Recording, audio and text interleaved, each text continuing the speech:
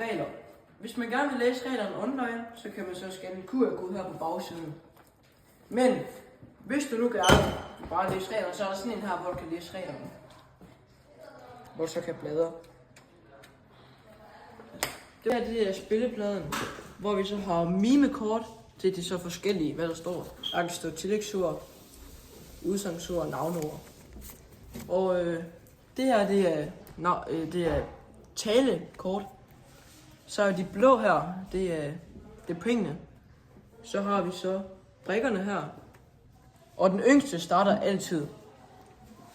Ja. Jeg har valgt mime, fordi jeg starter, og så skal man vælge imellem en af de to. Okay. Skriv. Lyse. Og knuse. Ja.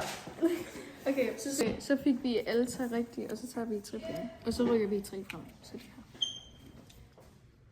Så er det mig 20. Så er det min tur. Jeg tager den her. Nysgerrig. Ja. Ked af det. Lille. Ja. Så tager vi 3 point, fordi vi fik alle rigtige. Så går vi 3 frem.